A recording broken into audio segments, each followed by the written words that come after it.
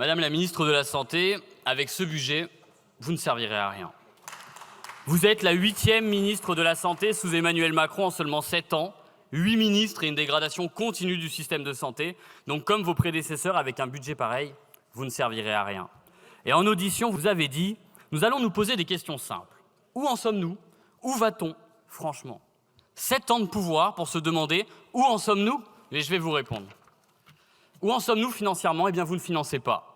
Depuis 30 ans, l'hôpital et la santé sont volontairement sous-financés. Les hôpitaux cumulent 30 milliards d'euros de dettes. Et où va-t-on avec ce budget?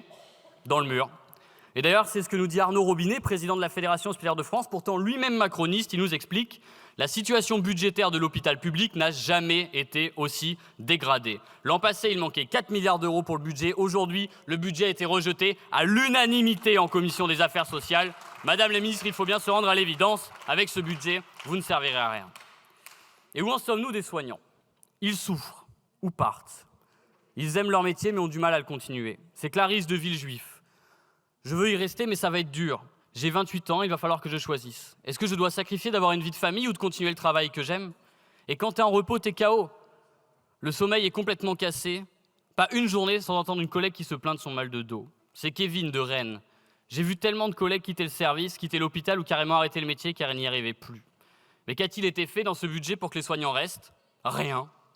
Et que proposez-vous aujourd'hui pour les faire rester? Rien. Entre 2020 et 2022, c'est 50 000 postes vacants d'infirmières supplémentaires.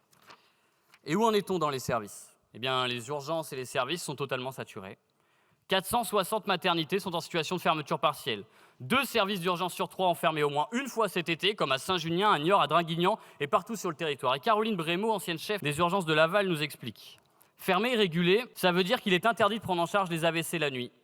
Alors, si les urgences sont régulées, tu vas dans d'autres urgences, à plus d'1 heure de chez toi. Chaque minute perdue met le patient en danger. Et dans les urgences qui sont ouvertes, c'est la débandade. 50 patients dans les couloirs de Limoges et 10 heures pour voir un médecin dans un hôpital du Var. Où en sommes-nous? Même sur les bébés, on n'arrive plus à les soigner. Emmanuel Macron nous a demandé à tous les Français de faire plus d'enfants. Mais avons-nous les moyens de les soigner? En 20 ans, nous sommes passés de la 3e à la 20e place en ce qui concerne la mortalité infantile. Les enfants meurent plus en France que dans les autres pays à économie équivalente. C'est 48 classes de maternelle qui meurent chaque année en plus dans notre pays. Mais où en sommes-nous? À Necker, on nous explique, depuis cet été, un enfant meurt tous les mois, faute de pouvoir être opéré du cœur. C'est un effondrement sanitaire sans précédent. Et voilà le système qu'on va vous demander de perpétuer, Madame la Ministre. Et alors, où en sommes-nous? Nous sommes dans ce qui sera, je pense, le tabou du siècle. Après une très grave dépression, Selim se retrouve aux urgences psychiatriques à Toulouse. Sa femme m'explique. Tous les jours, les soignants ont fait des demandes de prise en charge ailleurs. Tous les jours, on me disait qu'il n'y avait pas de place. Il a attendu dans un box de consultation où normalement on reste 2-3 jours. J'ai demandé une hospitalisation en service fermé, mais il n'y avait plus de place. J'ai essayé de contacter un médecin à Bordeaux, mais il n'y avait plus de place non plus. Et lors de sa 9e nuit en box aux urgences, Selim s'est suicidé. Une semaine avant, les soignants ont alerté sur les conditions de travail et les conditions d'accueil.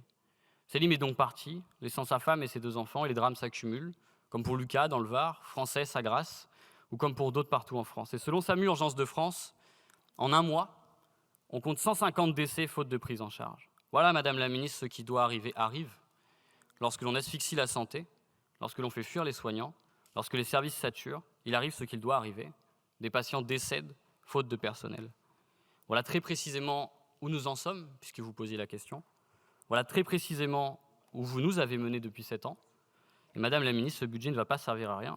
Il va finir de nous envoyer dans le mur. Mais nous n'avons plus de temps à perdre. Aujourd'hui, nous allons discuter pendant des semaines d'un budget qui ne sauvera ni l'hôpital, ni les soignants, ni les patients. Vous nous faites perdre du temps.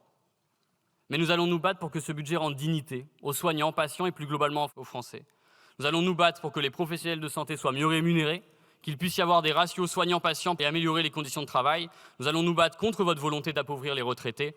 Et enfin, nous allons nous battre pour que dès ce budget, contre vous et vos alliés du Rassemblement national, la réforme des retraites soit abrogée. Si vous n'avez pas de projet, Madame la Ministre, laissez-nous gouverner.